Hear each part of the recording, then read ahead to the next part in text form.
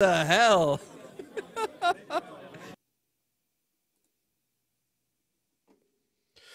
Hello, everybody.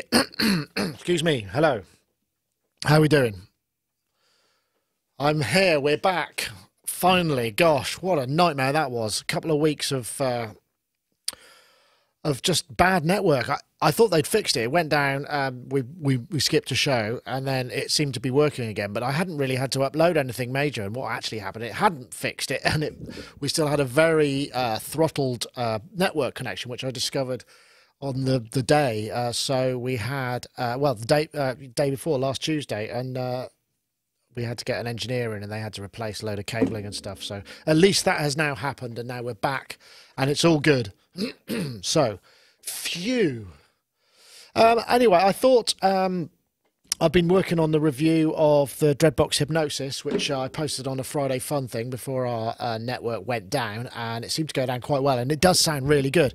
So I thought I'd just play that just to kind of while I carried on getting ready. So I'll play that, and you can enjoy that while we get ready for the show. So here it comes. Hello and welcome to another Sonic Lab. Today we're looking at the Hypnosis. This is the Hypnosis time effects processor from Dreadbox, the Greek manufacturer. You know, I'm very fond of their synthesizers, and from what I've heard of this, you may have heard actually, I did a Fun Friday synth jam just with the Erebus here and the Hypnosis, and I thought it sounded great together. What is the Hypnosis? Well, as you can see, it's a very charmingly styled 80s time effects processor livery. This is all down to the brilliant work by Dimitra, who does all of the graphic design and the sort of layout stuff together with Yanis, a brilliant team there. I really like this kind of cut. In fact, I wish I had a sort of dressing up box. I would have worn some kind of shell suit with a Shazam stripe across it, just in homage, but you'll be pleased to know I don't own any of that gear. But back to this guy. Essentially what we have here are three separate effects modules in one. You can't address them individually, as in, you know, discreetly, but you have a stereo in and a stereo out. The chorus flanger is true stereo, the delay is true stereo, but the spring reverb is mono. And yes, it is a spring reverb. You can hear that because when I hit it. The other thing that you get is when you run the sound into it, there's a pink, nice pink, hot pink LED that gives you an idea of what the level is as well. So those individual effects are all capable of giving you some quite lush sounds. In fact, the other thing to mention is there's no real other connections on here at all. I mean, there's no MIDI, there's no CV control, which I think is a bit of a shame because it's quite fun to tweak some of these things. There's also the ability to store the settings of all of these knobs, not the input and the output or the bypass state, in 49 memory locations here. So you can set up some nice effects. If we just go through the individual sections, you'll be able to kind of hear roughly what's going on here. So if I'll switch the chorus flanger on first, let's start with the time right down.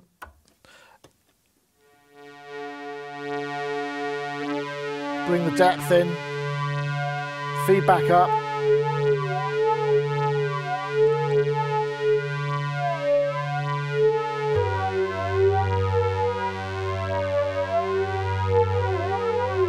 And as we bring it up further, we get into the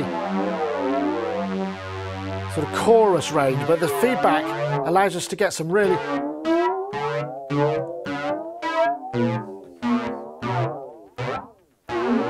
nice, interesting effects here. One thing that's also pretty cool about this is you don't have just that standard wave. Pressing and holding on the button here gives you three modes.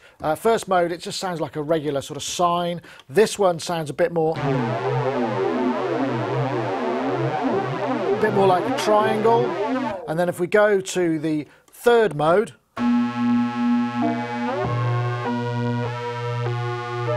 we get sample and hold.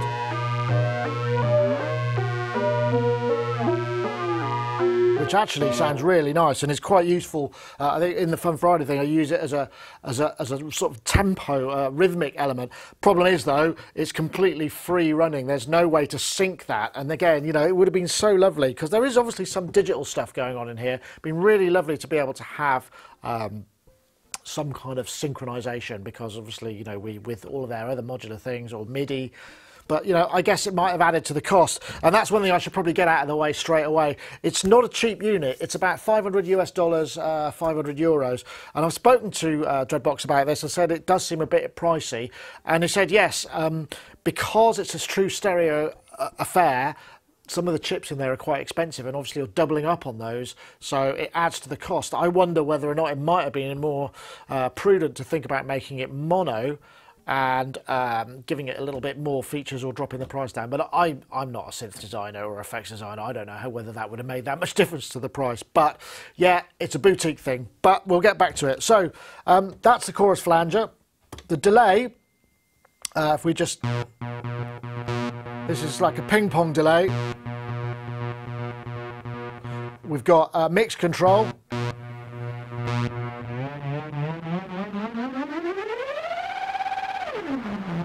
And it will do that nice grungy. Take that down a bit. And again, there are 3 modes to this. So the first mode is it's more of this sort of your straight delay. Second mode is more of a bucket brigade, kind of lower fi, with some kind of, sounds like there's a sort of bandpass sidechain on it, so it drops a bit at the low end. And then the final mode is more like tape, sort of circuit emulation of that. And so probably about, it sounds like it's about 500 milliseconds or so, maybe 750 milliseconds. Again, would have been nice to see maybe another mode which dropped the fidelity and gave us a little bit more delay time, because it's always nice to play. But the thing that's really interesting about the delay is it's got this freeze mode. If I go back into, if I press and hold and go back into regular mode,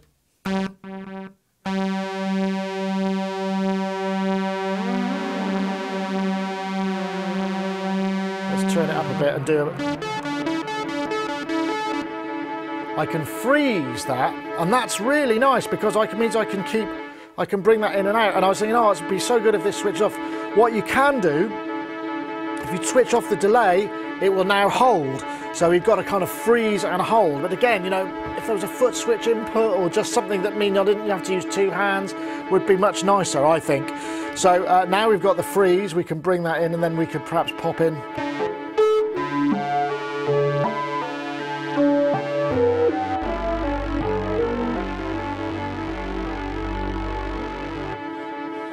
So quite nice, and then obviously we can hand tune those if that's what we want. Just pressing the delay again will let it fall away naturally. Now, you know, I've not seen that in an effect in a delay before, and I really like that. It's a very sort of crusty way of creating these kind of beds, almost not quite a looper, but again, you could imagine if there was a little bit more delay time in there, we could create some even more interesting things. So that's just one thing that, you know, would be nice to have. So now let's get on to the spring. If we turn these modules off, we take the spring on. We'll start with just the amount. We can drive it quite hard into the spring. It does get a bit... The distortion into these two isn't quite as nice as what it is into the spring, but what's interesting about this is we've also got an adjustable pre-delay, but there's no ability to kind of have any low cut or EQ or break it out or break the circuit in here, because we've just literally got stereo and stereo out. I think the way that they're lined up inside is in parallel, so that's it. You can't change the routing or anything. But one thing that is very cool is you can modulate the pre-delay, and I'll press and hold again, and we can change the waveform of that, I think.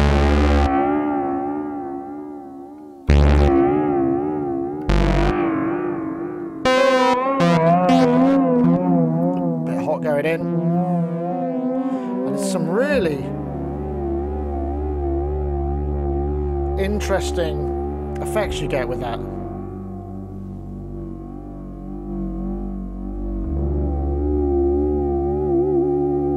again, we can modulate, we can change the wave. We get, that sounds like a square wave, and then we can go into random.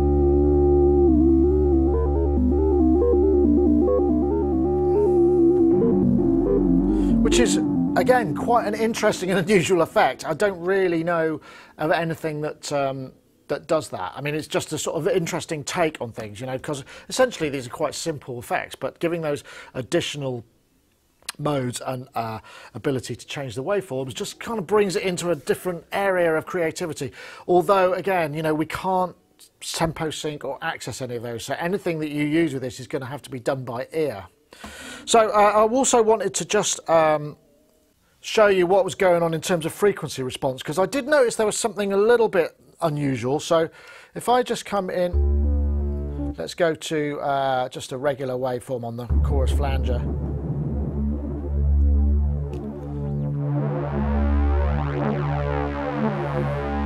Now, I'll take that out. You can see there's a plenty of bottom end there. Switching in just seems to tame it just a little tiny bit. So depending on the sounds, you know, if you're using it for basses, you might not get, it just seems to sort of, I don't know whether that's the D2A conversion into it or whether that's just the nature of the stereo-ness, but it just drops the low end a tiny bit, something to be aware of. It doesn't seem to be the case in the delay, but it does seem to happen in the chorus flanger. So I'm just going to bring in my trusty bass, which I haven't played for ages. I hope it's in tune, and I'm going to plug that in because I want you to hear what it sounds like on something other than this synth. I mean, at the moment I'm just doing some basic stuff. So let me just put, if I unplug the synth and I plug the bass in, I'm going to have to probably increase the gain considerably here. So let's just turn that one on.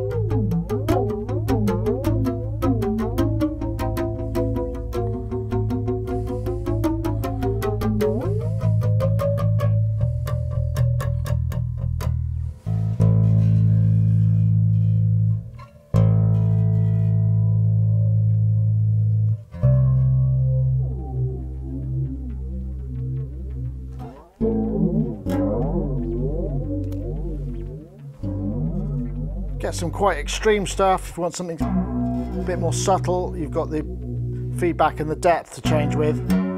So it's almost enough gain. It feels like, you know, this is a passive bass, so it's probably not quite giving it enough gain in here, but it is possible if we, you know, maybe beefed it up via a preamp. I am hearing a little bit of interference there. Or not interference, but switching. But I have got the gain up really, really high. And in fact, that's one thing that's quite interesting about this synth, about this effects. If I just unplug that and go back into, let's just plug the synth back in. When you've just got a little bit of signal coming in,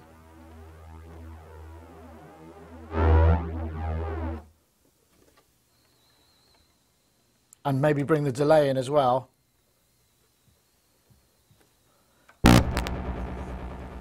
you can create some quite nice self noise. Particularly if we go into, let's just switch this into random.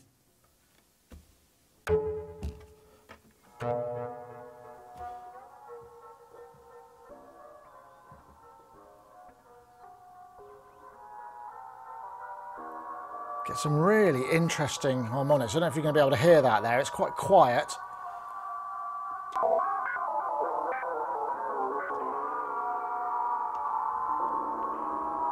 But you can generate these sort of really otherworldly sort of self-noise almost sort of soundscapes, which would be great for just sampling little bits of ambience. And in fact, that's the thing I found with this effect generally, is you tend to get really, into some really creative musical spaces. A couple of gotchas. If I just put the reverb on and turn the amount right down, I still get a little bit of bleed there. Not so much with the delay. If I turn the delay on, that's actually very clean. Obviously, the chorus flanger, that's going to happen anyway, because even if everything's at sort of 0, you get this stereo widening type of affair. It's kind of like the manual control, I guess. It's quite interesting.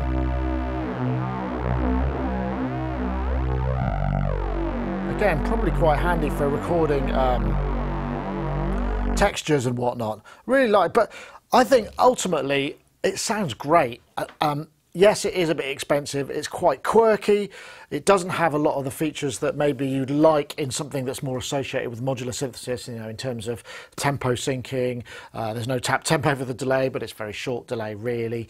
But somehow it has a thing, you know, and that's the one thing that Dreadbox stuff has, a thing. It has this thing that allows you to kind of just get inside it and make music with it, and that's the thing I really like. So if I come back to my overhead shot here, just sort of build up a texture. I mean, this is the thing that I really like about it.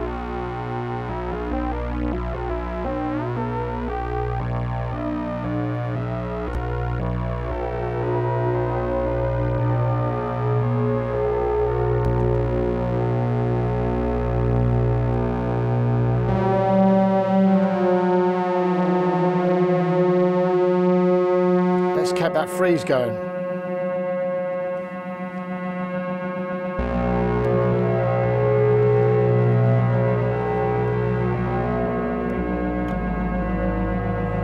You know, you kind of, do you see what I mean? It just starts to...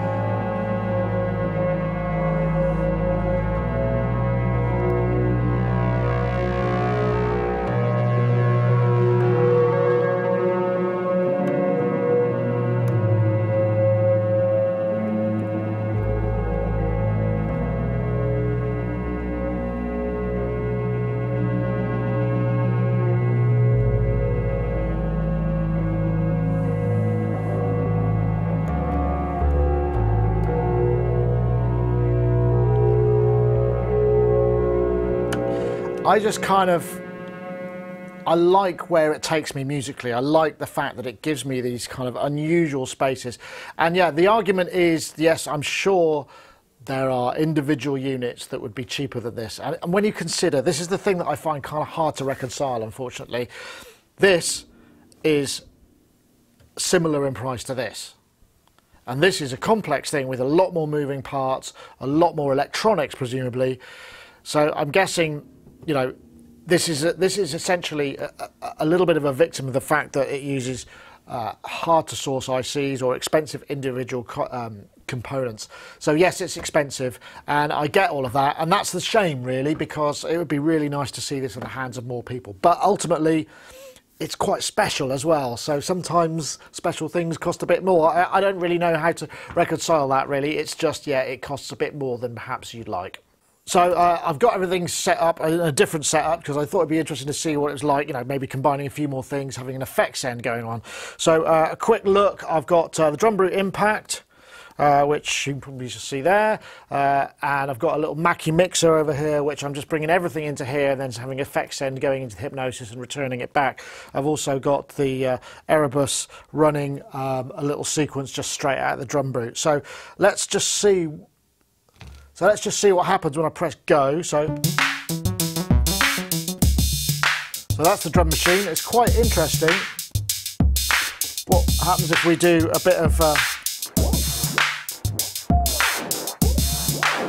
this is the chorus flanger. It's great on rhythm.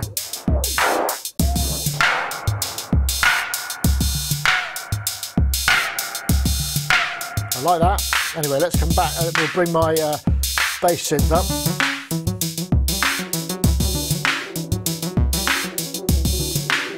Freeze that.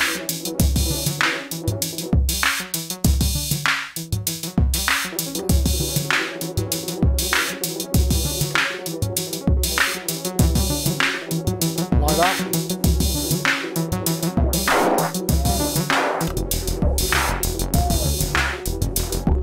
Can take that out so So I'll take this back into a more of a bass sound.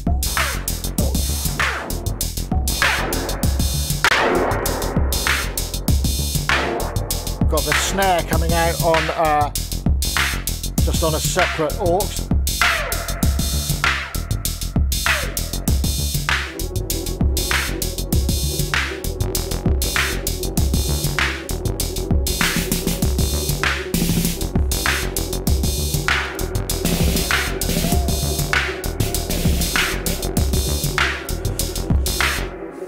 Oh, that's fun. Right, stop. So you can see it's possible to create a kind of more complex kind of setup, running this with effect sends, and it will integrate nicely. You don't have to just have it in line. So I guess it just comes down to whether or not this is something that you'd want in your setup. As I've said, it is expensive. So that's going to be a bit of a consideration, and there's not much I can say about that. But I will say it does sound really good, and it's quite a creatively inspiring unit. I'm sure there are other creatively inspiring units that cost a lot less, but the one I'm reviewing today certainly has that. And there's something about all of the sounds when you're feeding it in with the freeze and the harmonics that you can get. You can create some very powerful sort of soundscape stuff with very limited input source sounds. You know, most of the stuff I was running in through this was just a sawtooth. You know, there was nothing else really going on in terms of modulation or whatever. So you can get some very powerful sounds out of it. I like it, but I am aware that it is a bit expensive. Anyway, that's it for this time. Thanks very much for watching. See you next time. Okay, we're back. Let's see. We've got we seem to have Ben here. Let's see if he's making any noise. Hey Ben, are you able to give me some level? Let me see. I just got to press that button there. Hello. Hello. No, not getting anything. Not hearing you. Ah, there we go. There we go. All right, I was just checking. I was watching you live with the mic muted, but I could still hear you. The hypnosis. Yeah.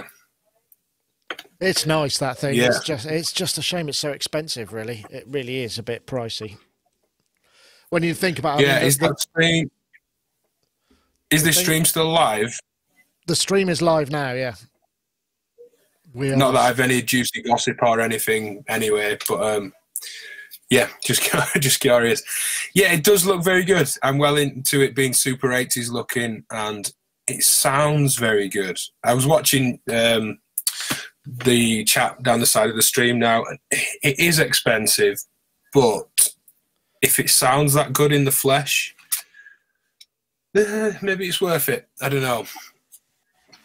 Yeah, exactly. It's one of those things. Hey, Rich, we have... Gentlemen. Hello there. How are you?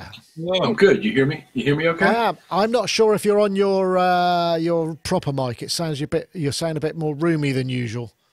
Let me see. Check.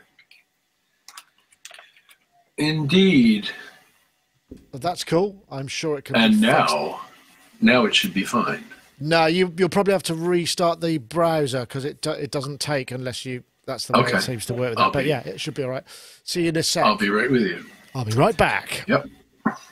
Yeah, it's it's the same price as the Erebus, basically. You know, Erebus V3. You know, it's pretty. It's 500 euros, which is so. I think the Erebus V3 is maybe 520 or something. You know. So yeah, sub 550. Yeah. Yeah, that's more than I thought it would be. But you know, it's one of those things that just sounds right, and I think that's true. It's a I luxe. have to have it in to judge that. Yeah, you know, if it's a real luxury, does the job, it's the right thing for it, then so be it. I mean, I can't be anyone to judge price. I'm the far less glamorous view today than that way because I've still got towers of what can I call it? Towers of Treppendorf. I was going to say rubbish. Things from the Symphony Actor event. Just kind of stacked up. Everything have been dumped. And it looks worse than the garage style shelving. Although there's some good in that lately.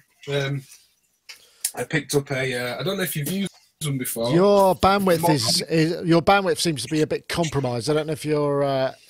Mono Machine, nice. Yeah, the keyboard version. I bought one of those ages ago for golf wrap, and they just. We got it, and then I spent about a day trying to figure out how to do it, and it was just like, yeah, you know what? Actually, Rich, let's just get a sound test from you. Sorry, that. Okay. Does it sound right now? There we go. That's you. Okay, good. That's you and your thing. Yeah, I'm hoping this network is all right. That looks okay, but we'll just it's working now, so hopefully that'll be fine. Had all sorts of trouble the last couple of weeks. They ended up having to come in and rewire the line back into this room, so because it just corroded or gone out or whatever had happened to it. That's why we had no network, and I didn't realise it until because it came back, and then but it wasn't at full bandwidth, but I wasn't using it in the meantime, so I didn't really notice, And then when I tried to upload a massive video on Tuesday, it was like, oh dear, this isn't working, is it? And then it just went down. It was like, yikes. Yikes. Makes you realise just how reliant one is on the network. Rich, I must say, I'm liking your new look. It's very strong. Thank you. Very distinguished. I think that's a good look for you. I wanted to remind everybody that I'm the oldest guy on the podcast. Well, thank you for that. Us whippersnappers will somebody has to be. Yeah, exactly. Somebody has to be. Exactly.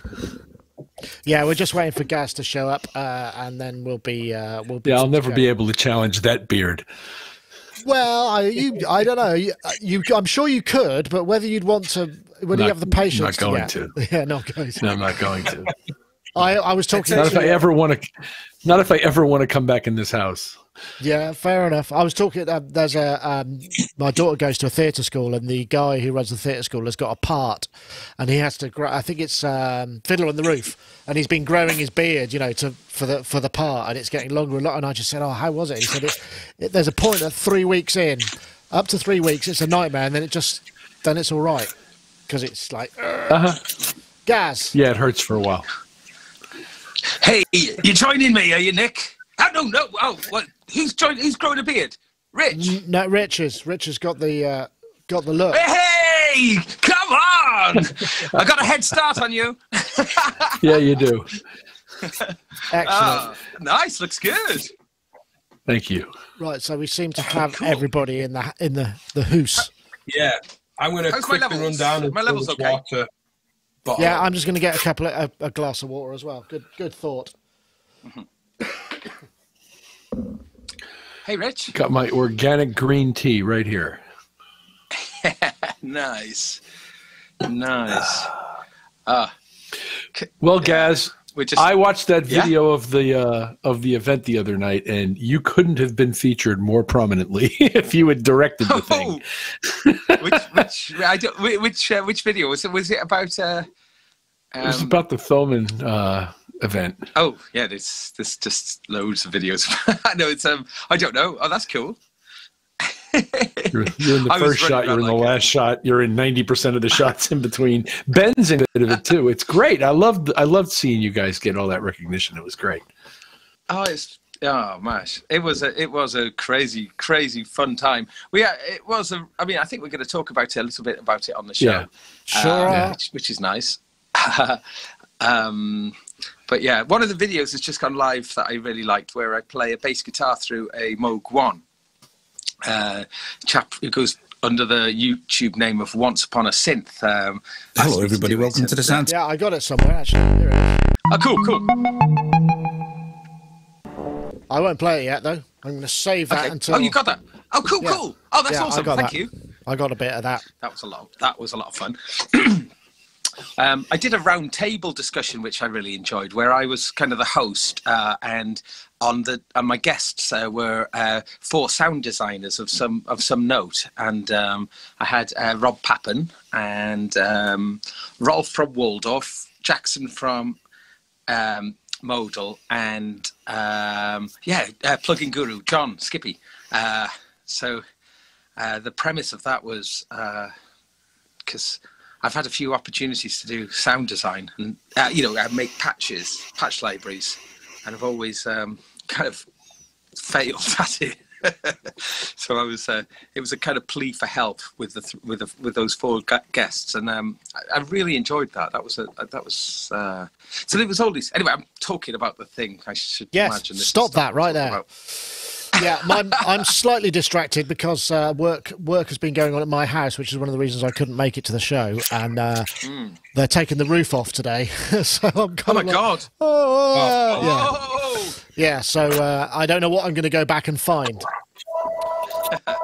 Right, somebody got a phone ringing. There we go. How are we doing? Are we nearly there?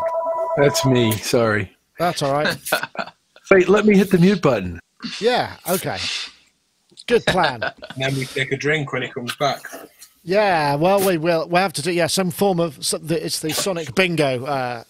Okay, so I think we might be nearly ready to do a show. What the heck? Yeah. Hey Nick, look at this. Look at this. Oh, you got your trash can back. Yeah, a lot with the plastic closer. on it. Oh, brand new trash can. They couldn't fix it, so they replaced it with a new one. Ooh. I'm quite Apple are back in my good books again now. Yeah, well, did they also replace your headphone jack on your iPad? Very good, very good. Right, okay, let's do the thing. Let's do that thing. Right, I've just got to go and find my. There we are. So right, stand by, everybody. Here we go.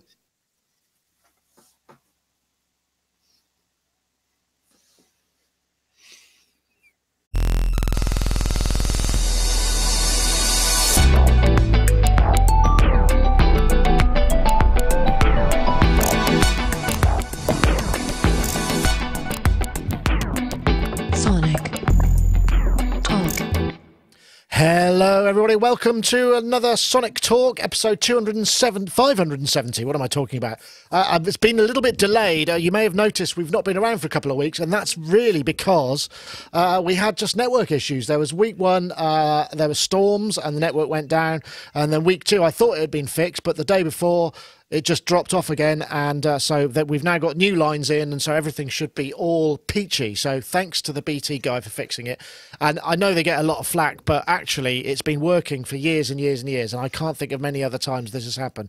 Maybe 4 times in, I don't know, 8 or 9 years. That's pretty good, I would say. That beats that. That's got to be 99.9 up availability. Anyway, this isn't all about network. This is the music podcast, the podcast that's on about music technology, which is synthesizers, software, music production, live production, all kinds of things, basically. And we're back, finally. I want to say thank you very much to Isotope. Isotope will be providing a prize a little bit later on. You can win a copy of the RX7 music production software, which is absolutely awesome, and that'll be coming up about halfway through. So once again, I want to say hello to our YouTube chatties and also to our IRC friends who've been back blazing through the characters. There must have been some kind of because they just haven't had the opportunity to do it recently, so now they're kind of making up for it now. So if you want to check it out, every Wednesday, generally, every Wednesday, 4 p.m, this is when we do the show. So thanks very much. Let's say hello to a few guests. We'll start with Mr. Richard Hilton over there in Connecticut. Rich Hilton, of course, live keyboards for Chic with Nile Rodgers, and also works at the studio. Sporting a very, I think that's a very stylish bit of man hair there. The beard suits you, Rich. How have you been? Are you well? Yes, I'm very well, thank you. And thanks for your kind words about the facial hair. Yeah, so I saw a couple of things on Facebook when you were out on the road, I think, and I thought, yeah, that's looking good there. So, Thank you. Have you been out and around, or I mean, I guess we haven't seen you for a little while. So you've been on the road again? Yeah, there was quite a bit of touring, and then now I've been home for a bit, and we'll resume touring in April and be gone for a while, and be coming around pretty much everybody here's local area at some point in the summertime. We'll be back in the UK by June and spend most of the summer in the UK and Europe, with an occasional foray to play at the Hollywood Bowl with the Los Angeles Philharmonic. Oh, wow, that sounds good. Yeah, on the independent Day, we're going to play in Los Angeles at Hollywood Bowl. So lots of touring, lots of fun, great audiences, great times. We've been doing an arena tour in the United States with Cher, the legendary Cher, who can pack seats in an arena like you can't believe. Boy, does she sell tickets. And we have a good time every night. It's fun. Excellent. Glad to hear it. That sounds absolutely awesome. And we also have another couple of guests. These guys have both been at the Thomann Synth Reactor event, which we're going to talk about a little bit because it's something that sadly I couldn't make because I'm having work done on my house. And I felt if I'd left to have it done without being around, I think I probably would have been excommunicated. So that's my excuse. But we'll start with Div Kid Ben Wilson. I haven't seen you for a long time, Ben. I know you've been very busy, and you were out at the Thomann Synth Reactor thing as well as doing your own stuff. Have you now got loads of video to edit and put together, or are you did you do it all there? Yeah. Well, we should, and I'm sure Gaz will mirror this. Shout out the team of people that were there. Lots of the people that were helping. They set up 3 studios in what I was told was Thomann's grandfather's old house. So they all looked like kind of Granny's old-fashioned living room that had, tens of thousands of pounds worth of camera equipment and rigging drilled into it and all sorts of kind of rigging to make it happen. The guys working there, I think, had been involved with Thomann's guitar event previously. Was super helpful. All live camera switching done for you, audio pre-mixed for you. They were great at just popping into shot without kind of distracting you too much and going, you've got 5 minutes left, because we all booked time within 1 hour slots. Very accommodating. The video, it doesn't look like it needs much editing, to be honest. There's quite a lot that I may nip and tuck a little bit, but mainly for my own baffle, if you like. I totally ruined one video. He's in the chat room, actually. I invited Once Upon a Synth into a video and said, come on, let's just go play around with this Yamaha, the Reface DX with the D-Tronics expander. I thought, loads of knobs, FM, this could be fun. Pulled him in, said, come and join me for the hour, and just proceeded to cough like a maniac for about 50 minutes of the hour slot. Oh, no. That one might have some editing, but the crew, he said to me at the end, one of the guys said, I'm really sorry there's one cough on camera. And I was like, I coughed about 500 times. And he said, no, I was on it. So every time I kind of leant in to cough out of the way, he switched the camera super quick. So maybe they've rescued it. Nice. If they haven't, and it was just me at home, I'd have had to bin that off. Wow, so, that is good. Yeah, lots of video, really good experience. Oh, excellent. Well, I suppose what we should really do, we should probably say what it was, shouldn't we? I mean, and say hello to Gaz Williams, a professional bass player, music technologist. The Thomann Synth Reactor thing, just to kind of rewind a little bit before you come in, essentially they invited a bunch of YouTubers to go to the Thomann HQ where and a bunch of manufacturers all together in sort of one big place where they were invited just to kind of make content. And by all accounts, and from what I've seen Cuckoo's stuff there, and it looks like it actually went really well. So, Gaz, I guess that's a good point to bring you in and give your impressions of it, because it's an interesting new format, isn't it, really? Yeah, I mean, I don't think any of us had experienced anything quite like it before, and there was a lot of manufacturers there as well. There was like a sort of triple teepee kind of structure, like a large tent structure that was. Yeah, something like that you'd find typically in a festival, and in there were lots of manufacturers. I mean, there was representatives from most of the major manufacturers there, and also I'm not sure who had brought them along, but there was lots of rare vintage synths there as well. And the premise was that we could basically do whatever we liked. We had access to 90,000 products in the the Thomann warehouse, effectively, or we could also engage with the manufacturer, the manufacturers who were there, and they brought all their latest and greatest stuff. Or we could use these vintage synths, or a combination of anything. And I think one of the things that was really encouraged was for different YouTubers to do collaborations together. So one of those has just gone live. I see that Once Upon a Synth is in the chat room. And Simon and Magpie and Bo Beats. So there's a bunch who were there are actually tuned in now. So big hello to them. Once Upon a Synth asked me if I would play some bass guitar through a Moog 1. which is cool, through the audio input, and he manipulated the sounds and explored what you could do with the audio input, and I really, really enjoyed that, typically. But this idea of cooperation and collaboration really put some fears that I had of it being like a kind of exploitational marketing it was I know what you mean. A marketing tool for for Thomann and for the brands to get involved. But the way it felt and the way actually it turned out to be, it was just really it's a huge loads of fun, and we were treated so well. And honestly, big thank you to everybody involved in the organisation, because we really were treated incredibly well. And but on the YouTuber front, all these YouTubers.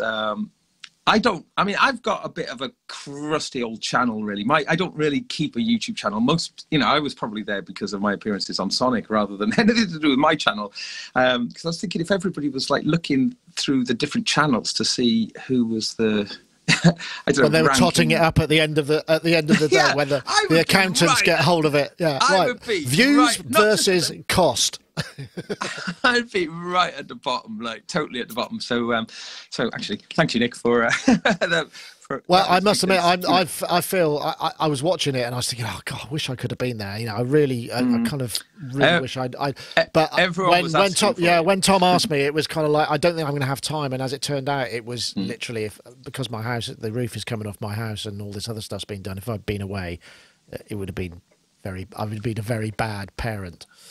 But so it sounds like a lot of fun, and everything was. I mean, maybe next year if they're doing it, and I might get an invite. I'd certainly like to try and get along there. But it's an interesting concept. I mean, in some ways, the idea of doing it like that. I mean, it's like an exclusive VIP trade show type of vibe, which could have gone either way, couldn't it? Like you said, it could have been felt a little bit like corporate and a little bit felt a little bit marketing, but it seemed to come off really well. It did come off well, and I pushed something there just out of interest. I managed to get I got Luke from Korg, and I got David from Roland, Jackson from Modal, and Enrico from IK Multimedia to all join me in one of the studio rooms. This hasn't gone up yet. This will be up short, probably maybe early next week. And I took the Noodler along, which is this weird little MIDI sort of note generator thing, and sort of and they all brought along a synthesizer that was suitable for the roles. The Noodler outputs like a drone channel, a pad channel, and 2 arpeggiator channels. So we ended up using the Prologue for the pad to the chord channel, and Roland, David brought the SEO2, which really sounds fantastic, and Jackson brought the diminutive little Craft 2 synth, which is also an awesome thing, and Enrico brought the Uno synth. Again, excellent sounding synths, and whoops, I just proceeded to sort of and I was controlling the notes, so all they were doing was manipulating the sounds, and I was just spewing out all sorts of notes at them, and it just turned into this really demonic sort of carnival descending into the bowels of hell, as they all were desperately trying to sort of make it sound nice. And, whoops, so that'll be out shortly. But Luke seemed to think that was the first time that a cross-brand thing had ever happened at an event. So I was really pleased about that. I thought that was actually very much in the spirit of the, which felt like it was breaking down these kind of corporate sort of barriers. Typically at like a NAMM or, even at Superbooth, everybody is in their sort of separate sort of sections. But there's a lot more collaboration. There is collaboration, but I know what you're saying. I mean, that major brands certainly working like that. It's not often. It's usually an event in itself. It's kind of collaborating with Roland, Serato, or whatever. It's a big deal, right? We're just getting Korg and Roland together. I thought was groundbreaking. Unfortunately, the crazy psychedelic mishmash of noise that I made them play through, it's maybe not quite as glorious, but no, it was good. It was really fun. So watch out for that. I've only done a few videos. I've made some with Electron as well, because Cenk and S were both there, so watch out for. And actually, I'm going to put an appeal out for subscribers as well, please, just so I can go next year. So I don't look so so I can go next year. Excellent. That sounds like fun. I mean, it does sound like a good. And music was very much at the heart of it. I guess a lot. And Toman have got a new synth channel out, so I'm guessing they're probably going to be pushing a lot of that stuff out there. But yeah, I will no doubt be featuring some of their stuff as it arrives, and you will too. So, but it sounds like a lot of fun. Okay, well let's get on to something. I'm going to go to actually. Let's go to is it this one? I'm just. No, it's not that one. It's not that one either. I'm going to find it here. Hold on a second. It was Rich. You found this one. This was the Blue Cat re-guitar thing, which looked quite interesting. I'm going to rewind it here and see what happens. Introducing the new Blue Cat Audio re-guitar plugin. Re-guitar is a plugin that allows you to take the electric guitar input of either humbucker or single coil pickups and transform them into another type of pickup or an entirely different guitar. Have a humbucker guitar but need a bit of telly twang? What about a single coil Strat style but need more of a mellow jazz box? Right. As I am famously always saying, I won't play all of this, but it's kind of the concept is quite simple, but I don't think I've never seen it. I mean, we've seen it done with kind of Line 6, where it's more of a modelling guitar, but this is a very different sort of thing. It's more forensic, isn't it? And you were quite blown away by this, right? I am blown away by it, and I haven't played so much guitar in a long time because I can't stop playing. I love the sound of the thing, and it's so versatile. And I'm having so much fun. It sounds great. It works great. And in combination with his Axiom amp modeling, pedal modeling system, it's awesome. It does remarkable things at the push of a button. And once you get it set up, and the Axiom product includes his delay, which is called late replies, and that's also really, really cool. And, is it something that you think would work? I mean, is it something that you might use in a recording session where somebody's like, I just don't have the right guitar, we're looking for more like this, you know, maybe we could plug that in? I mean, or is it more of a sort of demo type material? I already have. Oh, right. Used cool. it. No, there's no reason why not to use it. It sounds great. And you have a tremendous variety of tones available. And furthermore, you can apply them after the fact. You could basically record the guitar DI and just sit there and dial tones all day until you find the one you like, if that's how you want to work. I prefer to find the tone and play it. Yeah. But you have the option of going back at it afterwards. Yeah, it sounds like, Gaz, it sounds like one for a bass would be quite useful. You could get your music. He's got bass models. Has he? Bass models in the Axiom. Axiom. I don't know about in re-guitar, but Axiom has a bunch of bass features. Oh, that's interesting. I noticed because you were playing. What were you playing? Was it a Music Master you were playing at, or a G&L you were playing at? No, it was the latest model of the Music Man Stingray, and really Bernard Edwards. I've been listening. Well, we've got obviously Mr. Hilton here, but like, I sort of had an epiphany recently that I'd always wanted to try to get somewhere close to that Bernard Edwards sound. And I mean, you can see behind me here, I've got a ton of basses. I've got 12 basses, and but I have never owned a Stingray. And I was sitting outside a restaurant, and I think I Want Your Love. No, what was it? I can't remember. But it was a great Bernard Edwards bass line came on, and the sort of the poke, the absolute funky poke of the notes, and I was thinking, so I came back and I was just trying all my basses to do it. I got the G&L, which has kind of got similar looking pickups, but my epiphany was the fact that where the pickup placement on the Music Man is in a very specific place, which is if you do harmonics, it's positioned underneath the fifth rather than underneath where would be the root of the harmonic series. I do this in the video actually with Once Upon a Synth, but I realized that none of my basses did it, so I had a legitimate reason to justify a 13th bass. Yes. Have you? Did you get a Toman discount, Gaz? Well, I haven't. I maybe get maybe. It's worth a thought, eh? Well, it's got quiet in here. I do. I mean, I've got the gas. I've got the gas badly. I also got to play that bass on. Me and Ben, can I just tell a quick story, just going off topic? It's quite funny, but Ben is a great drummer, and Ben, being Div Kid, I should just hasten to add, I went looking. If we wanted to do some playing with kit and bass and get some synthesizer action over the top, and like, you know, so I went round hunting. Like Ben said, oh, there's got to be a kit somewhere. So I went off looking around the store to see if I could find a drum kit somewhere we could set up to do this thing. I found my way into the little PA department, which has got this ridiculous kind of stage with, like, I don't know, like all the lights, the massive amount of lights. It's basically a showroom for lights and PA equipment. And so managed to sort of arrange that. And I went and found Ben and said, oh, you got to come and look at this. I think this might be, I don't know, see what you think. Then we go in there. It's like an arena sort of stage set up with a, you go, will this do?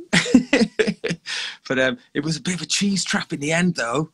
I wanted to do something really cool with sort of like bass and drums and some really, and a couple of the guys to come and play some synths over the top. But there was something happened, and all the loads of Tone Man sort of musos all turned up. I think word got out that it was a jam going on, you know. And then it was all right, but I wanted to do something sort of cool and arty and synth sort of. But it did descend into a 12-bar blues at one point, which I was like, no. Oh well. Anyways, some of that stuff's going to come up, but it was just really awesome to play with Ben. So that was yeah. Anyway, sorry, that was it. Ben, but back. I was just saying, I'd almost forgotten the idea of the sort of modelling side of it. I mean, it's harder on basses, I guess, because you've got that waveform cycle thing going on, which, you know, is, I don't know whether it has the same limitations, whatever technique they're using to do this. Right. I'd be very interested. Sorry, Gaz, I thought you were coming to me then, Nick, to say, Ben, tell Gaz why he needs to buy the 13th bass. Oh, okay. You did sound great on a Stingray, Gaz. I'll just throw that out there. Excellent. Oh, thanks. I felt at home. I felt I'm home, in fact. I really thought, you know, wow. So I gassing badly. It's kind of, but the modelling concept, it's an interesting one, and I think, you know, just the fact that you can impose these models on it. I mean, it's not a new thing, but I guess maybe it's the way they've done it. But I mean, the thing with bass and playing through an amp, though, is as much to do with the actual physical sensation. So anything that I've tried, you know, which either coming out of studio monitors or on headphones, you know, you kind of do lack the physicality of the amplifier, you know, the air being moved, you feel the vibrations. And without that physical relationship, it's always feels slightly academic what's coming out, because, you know, so could try using a sub pack, something like that, to try and put some of that back in. Servo controlled hairdryer, maybe, something like that, yeah. Oh, that's a good idea. But I'm certainly very interested to try anything in this. I'm very interested in this. So and if Rich is into it, then I've got to take this seriously. That's a fair point. So it is out now then? Yeah, I believe so. Yeah. Do we know? It's yes, well, it's available. 99. Yeah, it's not. It's currently at $69 until well, until it's not, and then it'll be 99. So it's not expensive. I bet. I mean, I guess the thing is with stuff like this, I wonder what. I mean, you could probably put synths through it. I wonder what it would do. You know, if you put mono stuff through it or any kind of stuff, that'd be kind of interesting. But impose some sort of. Yeah, definitely. And I know as a player, it's the experience of the instrument, as Gaz said. You know, playing. And it's hard to decouple the actual instrument itself, but playing a Telecaster or a Strat or a Les Paul, they obviously all feel different as instruments anyway. But it's so responsive in terms of the sound and how you hear the sound live and how it's manipulated as well and how it feels as the whole experience, not just the physicality of the instrument in front of you. But one thing that was interesting on the bottom of that, it does mention if you do not play guitar but you're producing music with guitars, you'll enjoy re-guitaring as a sort of re-amping play on words, if you like. I find that kind of fascinating. There must be so many people in positions where they just record it with the guitar they have. And maybe I think it will be interesting before amp modeling. So if you were DIing the guitar and you had this and then some kind of amp modeling software, I wonder how responsive to changes it would be in the same way a real amp would be, with a different thing feeding it upstream.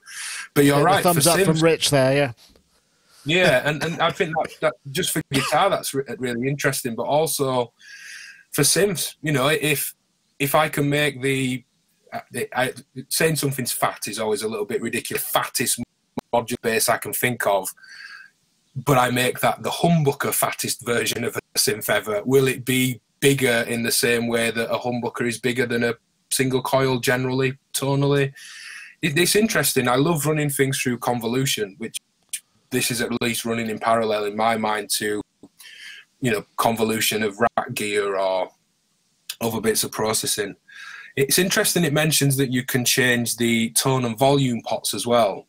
And the passive volume control on a guitar affects the tone and not just the volume, so it's different to just, say, automating your kind of mix level in a DAW. I wonder if that's kind of musically rewarding. I do like it when things fade in and out with a tonal change. I like a soft roll-off of treble as volume gets quieter, which is the kind of low-pass gate thing you get in a Buchla on a synth, but it's also how sound works in the real world. If it's further away, there's less top end generally. So I wonder if it's going to be a really interesting kind of tool for experimenting with non-guitars. Yeah. How different will a drum beat through it be? Will it sound like a pickup and have that kind of quality, or will it just be the difference between? Do you have to select what it was recorded with, and then it simulates? I don't know. Rich probably have answered that. You know, I'm wondering, do you have to say this was a single coil? Oh, it does, yeah. Oh, you tell it where you start. To select input pickup style and an output pickup style, and then you can select a body type, a body thickness. There's an acoustic model as well, but it's mostly centered around electric models. It's perfect. And there's also the ability to put body thickness on the sound, which is an interesting aspect to it as well.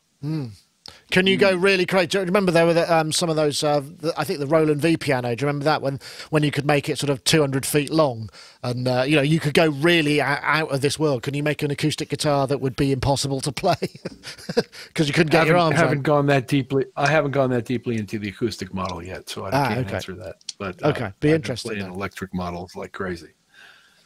Well, I did fatten up a jazz guitar to play from my Telecaster, and yeah, it sounds great. It's really, and it's totally, and I feel connected to address Ben's very reasonable concerns.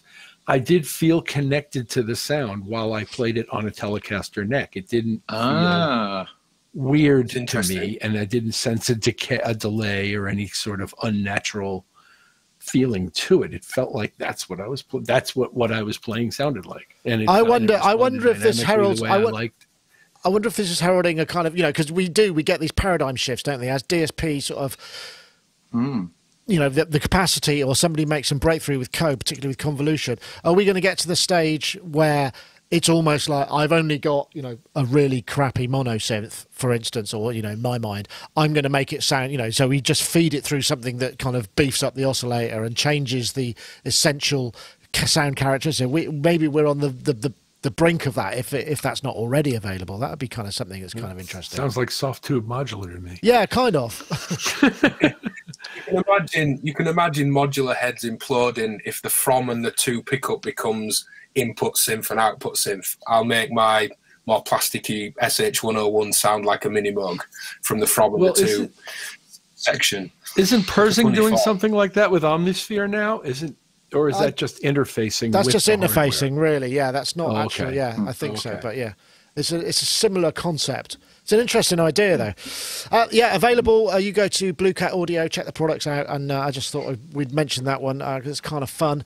I guess actually we should probably say have a quick word from our friends over at Isotope. So I'll just hit that now, and we can have the competition. You can learn a little bit about RX. RX continues to be the industry standard and leader in audio repair for music and post-production. And with RX-7, we've introduced groundbreaking new ways to quickly and easily fix and manipulate audio. Take the game-changing Repair Assistant, an intelligent helper that can detect noise, clipping, clicks, hum, and more. Also new in RX-7 is Music Rebalance, a powerful source separation tool. Drums too loud? Vocals not loud enough? Let's fix that. You can also create instrumental versions of songs by removing the vocal elements. You can now alter the pitch without affecting the timing of your audio, and conversely, alter the time without affecting the pitch with the new variable time and variable pitch modules. Using the new dialogue contour, you can improve the performance of a line or even create a new performance by altering the pitch contour of the dialogue, therefore adjusting the intonation of the speaker, and introducing Dialogue Dereverb, a module powered by machine learning to reduce the presence of reverberations around dialogue. RX-7, a new frontier in audio repair. And if you want to check that out, head over to isotope.com and you can download a demo as ever. And we've got a competition winner from last time. I was going to say last week, but it's not really last week. We were looking for the hashtag mixed deconstruction. It's the Twitter user Richard Billingham, whose @ handle is something I can't possibly pronounce, at LD3OSPH3R3. It's not something you can pronounce. But if you want to get in touch, Richard Billingham, you have won. And if you want to maybe win next time, we're giving away, or Isotope are giving away, another copy of RX-7. We're looking for the hashtag edit and repair audio. That's all one word. And the hashtag RX-7 to @Sonicstate and @Isotope Inc. That's the hashtag edit and repair audio, one word. The hashtag RX-7 to @Sonicstate and @Isotope Inc. We thank them for providing the prize. It's been a wonder. So, okay, I'm wondering where to go next. Let's have a look. This was kind of interesting. Did I have that? Oh, man, I think I haven't posted up. Let me put this window up, because this is a bit more synthy. Obviously, Native Instruments have been going on about their Massive X for a while, which is now they trailed it as part of the Complete 12. So if you buy that, you're going to get it, but you were supposed to get it in February, but actually it's now looking like June, and they've been posting sort of GUI updates, and this is what we've been. There's a news, and lots of people have been kind of riffing on that, and it's very different to the original Massive. I mean, Massive, of course, is kind of.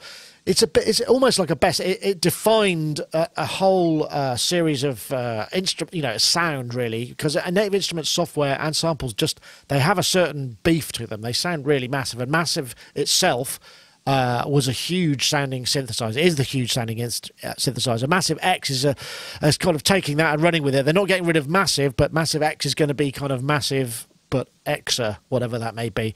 I know, Ben, I'm going to come to you first, because I mean, Massive. It's almost like, oh, you make drum and bass. Oh, do you use Massive? It's almost that, isn't it? It's that and output, isn't it? You know, those are the two things you have to have if you're going to be doing that genre, because it just seems to fill the void. So this is quite bold to make such a big change by Native Instruments. Yeah, I think so. And some of the team behind this, one of the developers, was at the Synth Reactor event. And unfortunately, it wasn't something they could show in the tent. There's, NDAs in place for showing this kind of thing and strict release dates and so on. And I missed my chance because they left a little bit early to get any kind of pre-interview with them. But what I did want to say, I'm glad it's come up so I can say it here, Knife Party, which is a duo from Rob Schweier from Pendulum, kind of live drum and bass band. They released an EP called No Modern Talking. And Modern Talking was a wavetable in Massive. That's how much it defined the kind of new UK-based dubstep, moving into drum and bass kind of thing.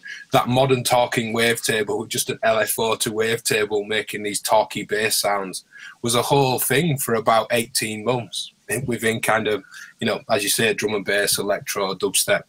I don't think any other synth has done that and had such an impact. Well, soft synth specifically, and a specific wavetable even for a huge group to have. It's almost like the No Saw Wave EP. It's kind of a funny statement. But I'm interested to hear it, having heard since they've developed since then, and going back to the original Massive. I used Massive on quite a lot of media library work, really great synth, and really enjoyed it as well. There was a few things that I felt I couldn't always route where I wanted, as I got into hardware modular and maybe learned a bit more about synthesis than I used to know. But it's interesting. I like the new look. I like the look of it. It seems inviting. The modulation seems more open. I think it's the world's first delay, attack, hold, decay, sustain, hold, release envelope I've ever seen.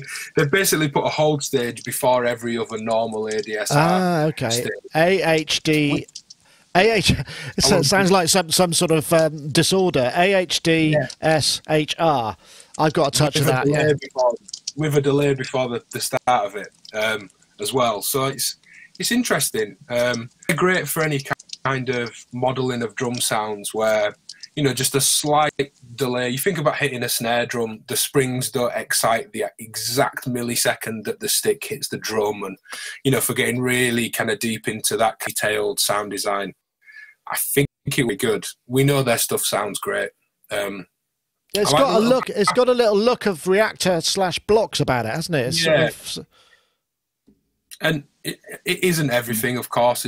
We should go by the sound and how it fits into mixes and things like that. But I don't know what the little gorilla's doing on the oscillator section. I like that it looks like there's a weather panel in the noise section with the rain symbol and the water, and it just seems to bring. I don't know. It looks simple enough to use with enough little visual cues to make things nice and simple. I like that they've hidden away the modulation in the middle, that black strip there with, I presume E1, E2, L3 is LFOs and envelopes, and it's nice that everything isn't just glaring at you on screen. Yeah, it's kind of reminds me. It's a bit Pigments vibe, isn't it? The Pigments that sort of does that, has that center strip where all the modulations are going on. That's kind of an interest. As we often see, you know, you get these kind of innovations in GUI and software that then sort of fan off and become adapted and and changed, but it starts to become the language of a GUI that we all then use in other applications. So I mean, it's all good stuff. Yeah, I don't know. I mean, I don't know. Rich, are you a complete kind of user guy? I mean, I guess it's the sort of thing that working in modern production is the sort of thing you got to have lying around, so you've got everything. I know you're a big fan of a lot of contact libraries and stuff. I mean, do you use the actual instruments, the software instruments themselves as well? Yes, quite often, and I like them. I like having them, and I like using them. I don't have complete 12. I'm incomplete at the moment. I'm at least a complete or two behind now. But I do love using their stuff, and all of it. And oddly enough, one of my favorites is their FM synth. I quite like the FM synth a lot, and I like using it and particularly distorting it in interesting ways. I do use Massive, I do use Absynth, I do use Reactor, and love Monarch quite a bit. Yeah, Monarch's lovely, actually. That's a Reactor ensemble, isn't it? A Monarch, basically. Yeah, it's a Reactor mini mode, basically, and it's awesome. It is. It's really, good. It's got tremendous attack. Yeah. I wonder if they make, because the thing, whenever I'm faced with Massive, I start with an init patch, and I usually just get the raw sound, but it's because of the complexity that you can achieve with software synthesis. I quite often turn off a little bit. Oops, that's my builder that's probably telling me the roof's falling. I suppose I ought to get that. Gaz, if you'd just like to take over a second, I'm going to get there. Okay. Well, I missed the opportunity, like Ben at Synth Reactor, to have a look at this, and I'm kicking myself now because I was really excited about it. I think it's quite interesting. It's clearly been influenced by their own product range with the Reactor blocks. It's something I'm sure that many people will have noticed. And I think it's quite interesting how you can go in. I'm just looking at some of the things on it now. That if you click on the routing tab at the bottom, you open up ostensibly a like a modular. It looks a bit like a Max MSP thing or a PD patch. But I think they're kind of trying to find this balance between like a clear and detailed, easy interface, but with the super depth should you wish to go further into it. It looks like all the modules are switchable out, and I'm guessing it's going to come with an absolute. I mean, this is all utterly speculation on my part. I'm feeling awfully playing catch up at the moment. Still been in recovery from the last week, but I really like the look of it, and something I'm quite interested to see. And it looks. I mean, I'm going by the visual of it. It looks like the the interface is going to be scalable and hopefully, will scale nice to I think that's a really big screens. Deal. And I think this is going to be a thing now going forward that that the graphics, like some plugins, I've got a big 4K screen in front of me here, and some plugins that if I'm running in 4K, some plugins are tiny. Yeah. So, that's always a bit but of a I do drag. also appreciate. Yeah, but I appreciate for plugin manufacturers that to reskin their software so it is vectors and can scale to. It's a lot of work. I mean, it's a really big lot deal. Of work. So just an update there. Apparently, it's going to be quite dusty when I get home, which is not what I was hoping for. But there we go. I mean, the point I was trying to make is, there comes a point, and we discovered this when we were looking at Omnisphere a couple of versions back. We started to look at it, and it was so complex and so dense that there's a sort of like, oh man, I kind of tend to glaze. So it's quite, you've got to getting the GUI right and getting the speed right, but getting the density and the depth of it. There's almost, I'm talking about patch design. I mean, it's almost, if you're designing patches, you want all of that. But if you're using it and you just want to quickly get stuff, then you want some simplification. But you don't, your notion of simplification is not going to be what somebody else's is. So it's quite a difficult line to tread, I think, in terms of users. I mean, that's what I like with Rich. I mean, Monarch is nice and simple. But the sound interface, when you get something like Massive, even, I'm not sure about Massive X, but Massive or Pigments, any of these kind of large scale soft synthesizers, sometimes it's just sort of like, whoa, actually, maybe I'll find a piece of hardware I could use or something simpler. I want to get there quickly, Maybe. Okay. Maybe that's just me. Robin Moulton Music Technology who was at Synth Reactor as well, has just commented that a Massive X is developed by the same people who did the original. So although it borrows a look, he thinks it's a different engine to Reactor. So that's quite interesting. Right. So, well, okay, that'd be an interesting. But yeah, it was scheduled for February. I think now they're saying June. And if you had bought Complete 12, you'll get it as a sort of freebie as part of the Complete 12. So. It's interesting. They can't afford to get this wrong. Massive has been such a kind of, incredible, powerful part of Native's kind of history that, to go to this new version, it has to be right. There's such a lot riding on it. So I think it's going to be mind-blowing. And I'm convinced about that. And I think good on them for sort of delaying the release until it's right. I think absolutely. It's important that they do that. And I'm sure there'll be more teasers and whatnot. Well, we've got a kind of variety of topics left. I mean, we're kind of running into the last 20 minutes or so of this. Is there anything that anybody feels particularly they would like to visit, rather than me just pick it randomly? I'm going to open it to the floor, though. Is there anything that anybody has anything specific they want to pick from the topic list, or they've prepared for? That they want to have their say, or like me, are you just winging it? Winging it. I wanted to shout out the Open Source magazine. Okay. Open Source, the new print journal for synthesists. James Siegler, great musician, modular performer, did some demos years ago that got a lot of, I'd say, me and my friends into modular, and has done some great videos since put me onto this, saying that they're doing a magazine. Now there is also a Waveform magazine, which you go in kind of the tape-op route, free print magazine supported by advertising. This is quite different in that it's available from modular shops. It's premium, isn't it? A kind of journal for synthesists, I think the title of the post was. And just to kind of say, good on them for doing a magazine about something smaller, and it's a bit of a harder sell. It's not a wider music tech magazine. I don't know who's behind it, if they've any experience in it, but from what I've seen, it looks very good, and they're covering some interesting things, and the people that are in there look great. So I just wanted to kind of shout it out. Yeah, no, it's an interesting idea, isn't it? It's like I think it's $30 or $28. So it's sort of, I think it's a premium print product. It comes with an SD card, with software and music. I think Robert Rich has featured at this, and the making of, I think what we say, the making of Black Noir, which is the endorphins, the industrial design, and decibel loudness defined. So, you know, it's specialised. I mean, it's a brave thing to do, because obviously print is not something that one feels is perhaps on the up. It's the sort of thing that's been... So the idea of it's almost like boutique print, you know, so it's a coffee table thing, is an interesting idea. And I know, because in the States, I mean, the print... the specialised niche print magazine industry has really been decimated, hasn't it? So it's kind of... do you still get any magazines of any description, Rich? I mean, is that something that... Because it used to be a really big deal in America because of I try not to, but I do. I can't seem to make pro sound news stop as much as I've tried. But I have already ordered my copy of this. Okay. Had to look to find it, because apparently they've only printed 200. There's a limited number of outlets worldwide from which you can order the thing. And I ended up having to order mine from the west coast of the U.S. because the place closest to me didn't have one. Wow, okay.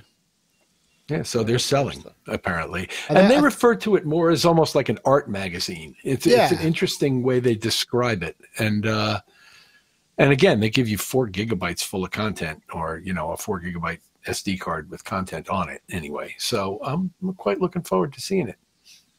Yeah, I just have a look. It contains open source records, Ritual of Time, an album by Maurice Jackson, Black Noir, an album from Principal Una, and also, yeah, so I mean, original patches, Dark Waves for, yeah, so it is very special. I mean, good luck to them, and I hope it works out. I think they're going every 6 months or every quarter. I think it depends on how well it goes, because I mean, it's not. I mean, 200 copies at $30 is still only $6,000. You know, it's not like a massive amount of turnover. They're all going to be retiring on their yachts or anything. It's so, yeah, good for them. But yes, you have to work hard to find it, as you said, Rich. It's not the sort of thing that just sort of you can pop in from the shop. On a print tip, though, I mean, books still seem to be a valid thing. And Kim Bjorn was at the event at the weekend and last week, and he was he just announced his latest, I think his 3rd book in this range, with, you know, his Patch and Tweak and Push Turn Move. His new one, which is focused on pedals, called Pedal Crush. It's not out yet, but I think I think that's going to be surfacing sometime this year. But I mean, those books are beautifully made. I mean, I'm sure many of the listeners here will have encountered them so far, and they're just gloriously put together. And actually, when, you know, like I was leafing through one the other day, and I was thinking how it is really important that people still do make books. So these are much more long-lasting objects than it's say, true, but it's so difficult. I mean, I don't know about you, but I remember, you know, you buy the keyboard player. There would you know, I remember getting something for Christmas from my parents that basically as soon as I got it, there was already stuff that wasn't in there because it, you know, technology moves so fast. So it's the sort of thing that's quite difficult to put, you know, what you put in it is quite relevant. So maybe you don't put the newest stuff, but you put classic things and things that would have a bit of longevity, right? There was another Rob Pappen, actually, when his book is more or less just sold out. He'd written a book in 2012, and he brought some copies along, and I was thrilled. He presented me one on the final day. This was after we'd done our roundtable discussion about patch design, and whereas what you're saying is true, Rob's book, as an example, though, is just dealing in classic subtractive synthesis techniques, and I haven't really got stuck in totally yet, but just leafing through it. I was thinking how I wished I'd had that book years and years and years ago, and it is tempting to sort of think that, or it is, books do seem to be this thing that feel in some ways like they are locked in time, but that can be a good thing as well, can't it? They are. Yeah, I agree. I mean, I think technical manuals and that side of stuff, it's just, you know, we're so used. I mean, now I've spent all this time recently working on. I've got my new Raspberry Pi model, which has got a tiny little screen on it, you know, and it all does all these sort of clever things. So every single day, you know, I've been trying to fix stuff. And I just, you know, it's just you just search on Google. It's like, how do I do that? Click, and then, you know, off it goes. So what's that? So that's a case that comes with the screen built in. Yeah, it's like 20 quid. Touchscreen. It's got a touchscreen on it, but it's terrible. It's all inverted. And I haven't figured out how to fix that yet. That's the one thing I haven't sussed out. But it's useful. This is all part of our show production system. But I mean, that's another story. Speaking of shows, actually, I should mention, of course, that the Synthplex is on at the end of next week. If you're in the US, the Burbank, I know a few of I know Matt. I think Matt Hudson's going to go over and play. I think tickets are still available. Cool. You just want to head over to. I'm trying to remember where it was. I think it was at. I think the discount's gone, but if you go to bit.ly/Synthplex20. Then that'll take you to the tickets, and you can still buy tickets for that. And they've got just had Junkie XL show up. He's going to do one of the keynotes, and Thomas Dolby's going to be there, so it should be kind of fun. Did I come to you, Ben? I'm sorry, I've lost track a little bit. I'm a bit out of practice. It was brought the buckle. It was you that brought the book, of course. Yeah, it's the magazine or art journal, and then Kim Bjorn's book is Kickstartering soon, I believe. And if I can be a bit cheeky and get a little Kickstarter plug-in, because I think it looks really cool, and I'll be totally straight about this. I saw this. I've never worked with Plankton Electronics, but their new device, Spice, looks really good. And I messaged Alex just before heading off for the weekend. It's on Kickstarter now, Plankton Electronics Spice. And I just said, look, let's forget about any element of really working together. Can you send me this thing so I can make a bit of video just to help the campaign? And because I really want one in the end. And I've had great Kickstarter experiences. I know some haven't. And I've got it here. It arrived kind of 20 minutes before this. So I guess it's a little bit like an analog heat kind of vibe, okay. But it's got the Korg new tube technology in it, which I've not really seen. Yeah, so it's like the analog heat. There's several analog distortion styles. It's got a digital, bit crush, decimate section, high pass, low pass filters, an envelope follower that you can reroute back to anything else. You can kind of fake a compressor. There's CV in for everything. There's an in and out for each section, which I thought was cool. So if you wanted to go filter before drive or drive after filter, and it just looks really cool. This is a prototype they've sent, and I just said, send me it. I'll get a video up before the campaign ends, and hope it's successful and send it back. And that's as far as it's gone. But I genuinely do just really want to see it succeed. I think for people, with modular that can CV it, great, but putting it next to Volkers and pocket operators and bringing in some nice process into that world, I think would be really exciting. Cool. So I wanted to give it a shout. That was all. And so you have. So yeah, I'm sure we'll get news about when it's live, and we'll stick a story up there, and that'll all be cool. Let's see what else have we got here. Oh yeah, did anyone see this? This is the thing that Tim Exile's been working on for a really long time. Hooray! This is Endless, and it's the kind of new collaborative app.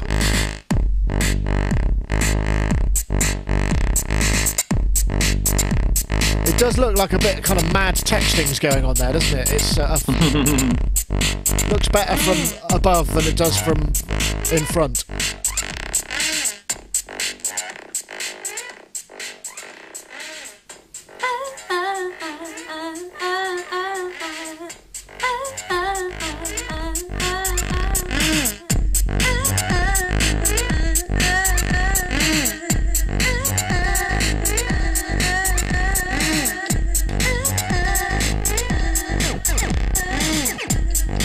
So you sort of get the idea. It could go into. I don't know what the limitation. I mean, it's still beta, but it's an interesting concept, and I suppose you could perhaps do this live in terms of, you know, in the same room. You wouldn't necessarily have to be remotely remote, but I wonder how engaging it is, because obviously, you know, you're seeing them both together, but they're actually both separate. It's an interesting concept. I know, Rich, I mean, we've how many times have we gone through these technologies where it's like online collaboration? There was the Cubase thing, I forgot what it's called, there's Rocket Network. It never quite kind of came to the fruition where you just thought, yeah, that's you know, this notion of remote working because of the latency. But I guess if you're looping, this is something that takes it a little bit of a different tack on it. And as we know, Tim is a very, very smart guy and has been thinking about it a long time.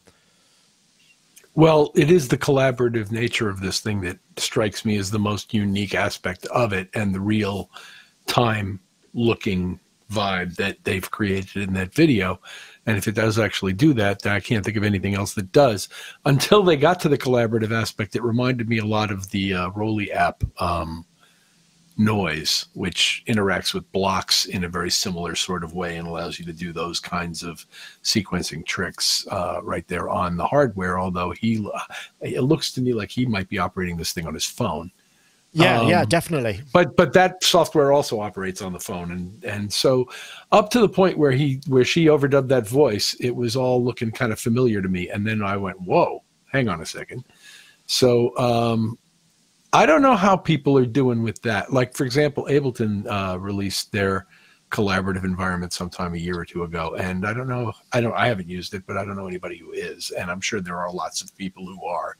So I'd be interested to know how that's caught on and how many people are using it.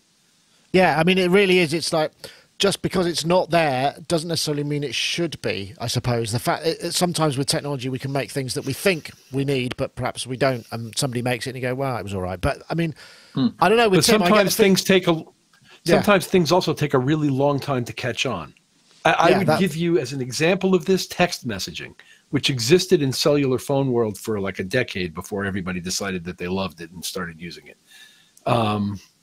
True. And there's been a bunch of other features that or products that took a while before they really caught on. And sometimes a company will stick with a product and sometimes they won't. And when they do, sometimes it pays off and sometimes it doesn't. I'm kind of interested in Isotope's Spire product tangentially on this same level. I'm interested to see. Well, maybe if it integrated, imagine if it could integrate, so you could use the audio interface, and yeah, that would be kind of cool. And maybe that's something that would happen. This thing Spire with this, that would make sense. Yeah. Oh well, that's interesting too. But even just Spire on its own does some interesting collaborative things between the hardware and your phone that nothing else that I know of does. And I'm interested to see that germinate in the marketplace. Well, like I'm interested to see how this thing spurs other development in the marketplace. Yeah, no, I get your point. Well, Gaz, I'll come to you because you did a thing with Tim, and he was sort of alluding to working on things then, wasn't he? That's right. And so that was a couple of years ago, and it was this.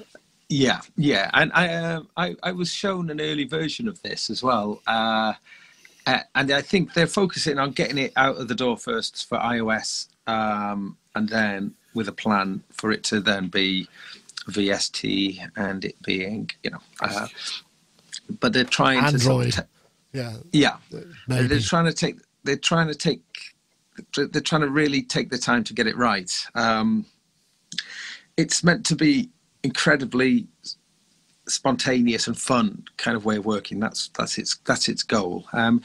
Tim is all about spontaneity. I mean, I urge everybody to check out the little features that we did with him. It was really good. I got to play with him, and he was. I was playing stuff in, and he was instantly taking what I was doing and turning it into stuff, And the idea of doing that with people from wherever, it is a really interesting thing. Do you remember a few years back when Ohm Studio launched from Ohm Force, which had quite an interesting idea of an interactive DAW, and that had, so where you could actually see edits going on kind of in real time in front of you.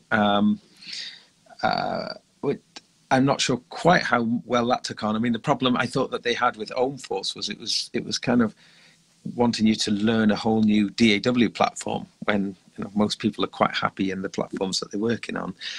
I think this is a little bit different in the fact that they're trying to make it you know, like a VST, something that you can insert into your existing platform.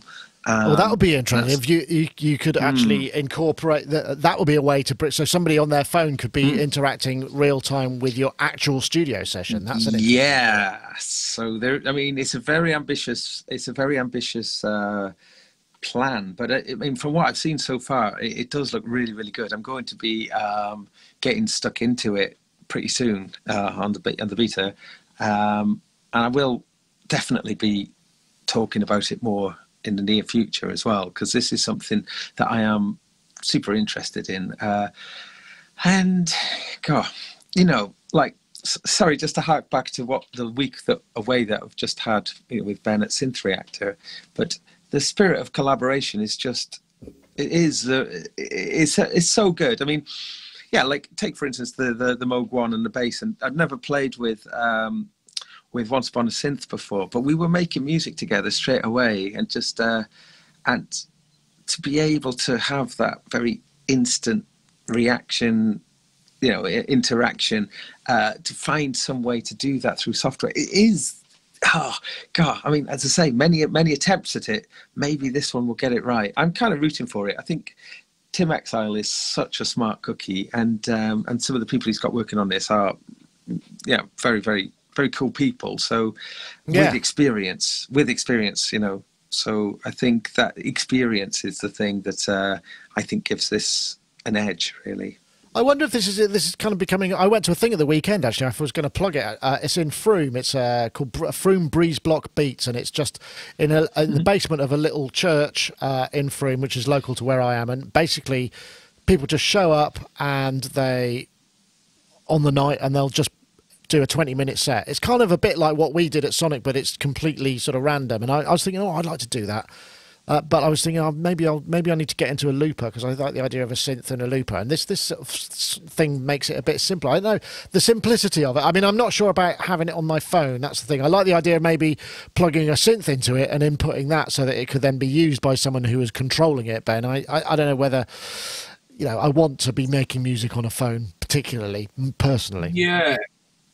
Yeah, working in, up until more recently, working as a music lecturer in college, I was 16 plus here in the UK. I think this would work incredibly well. And I actually think the students, at least the ones I had in the classes that I was taking, they'd probably engage way more than a DAW. You know, we had just a suite of iMacs with Logic on or whatever program they were using. Funnily, and completely opposite for us, for the music making process, I think they would engage more with a phone. It should be interesting to see if that's the case, actually. I like the idea for quick and quirkiness, a bit like Pocket Opera. I'd love the PO12, the original drum pocket operator, for just quick little beats. And I find I make lots of loops with it that I record and then kind of build up a custom sample pack almost for a specific project or something. I don't find I take them as seriously, though. And I think the phone would fit into that category for me, that I don't know how serious I'd be. But that said, if it inspired an idea, sending a loop off to a singer or someone you're working with, and that comes back, that might be the thing that makes me fire up the DAW and try it. I agree, though, once it's in plugin form, if it becomes a really quick, like you can seriously have an evening where you are collaborating with someone for a few hours and the back and forth is really seamless between the two, that's really exciting. It is. Yeah. I mean, I wonder if it appeals to the nature in us. You know, we've all been there. I mean, I've told the story, I'm sure we all have, where, you know, we're going on holiday or we're going to do something, or we invest in equipment or workflow because we think somehow this creative output needs somewhere to go when we're not in our studios. And so therefore, you know, if we've got something that will capture it, somehow it'll mean that we won't waste any ideas, and and then ultimately you either never use it or you're off when you're doing that. You're not actually thinking about that sort of thing. So it's actually better that you don't have it with you, because it's, you know, you're not working at the moment. So I don't know. So I think if they get the social media kind of implementation, you know, what I mean by that, sorry, the chat style interface, right, you know, and well, again, you know, a lot of the YouTubers from last week were all invited into a Discord chat channel. Discord is like a little you know, chat app. I suppose it's become popular from, or I think it was developed more for gamers. But now we've seen loads of activity on this Discord between the different YouTubers. Now, if we were doing that inside of Endless, like chatting, using Endless as the platform for chatting, the fact that you could chat and jam. Just stick yeah, that's an interesting thought. Yeah. So then you think, ooh, and just so even if you were just kind of using it just to sort of say, oh, I've just had, I've just patched this sound together. Have a listen, and you do it in the and then someone goes, oh yeah, that's great, and then put something over the top of it, and it's like a kind of organic development. I think it's really, really interesting. I really do. Yeah, I was really excited about a week ago. I think it was Isotonic that posted it, but I don't know if it was them that developed it. It was a Max for Live device that was just a text notepad that just perfectly sat within the device window at the bottom of Ableton Live. And I love that. Logic's had a notepad feature, and I think Cubase probably has for some time.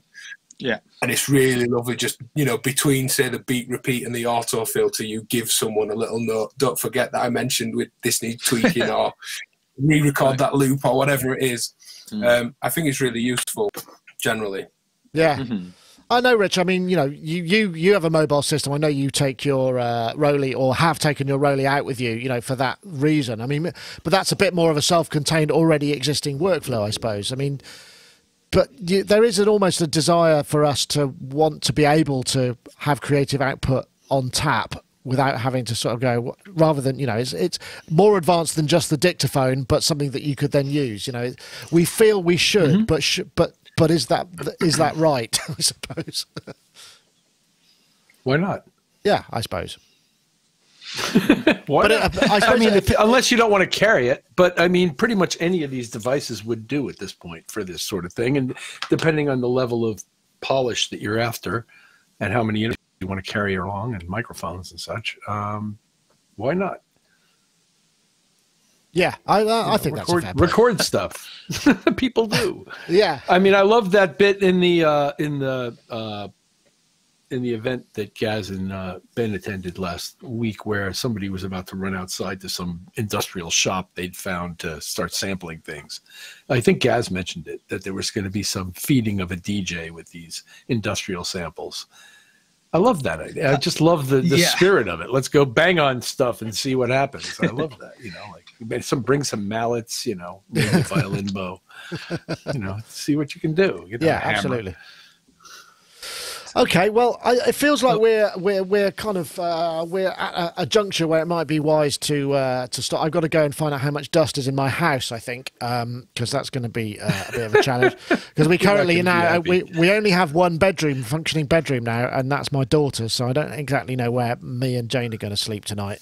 It might have to be somewhere else, but I will find that out. But I want to say thank you very much for joining us and coming back to kick off the Sonic Talk process again after our rather unfortunate break. I want to say thank you very much to everybody for that. And before we go, I quickly say if you want to enter the competition to win Isotope, we're looking for the hashtag edit and repair audio. And the hashtag, excuse me, that's probably the dust call, and the hashtag RX7 to @Sonicstate and @Isotope Inc.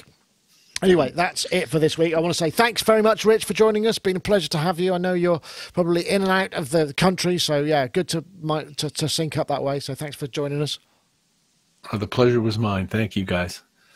And also, Mr. Div Kid, Ben Wilson, thank you. I guess you've got more content coming on your channel, pretty sharpish, I'd imagine. Yeah, so I'm going to do something with that spice really quick so that I can pledge on it and know that I'll get one, hopefully. Promote the campaign, suit myself, very selfish. And yeah, do loads of modular stuff coming up. Live stream on Sunday at 8 PM with many of the YouTubers that were at the Synth Reactor event. If people want to join and chat about that. Cool. And also, Gaz, thank you very much for joining us as well. I think someone's trying to get in touch with me. There may be an emergency.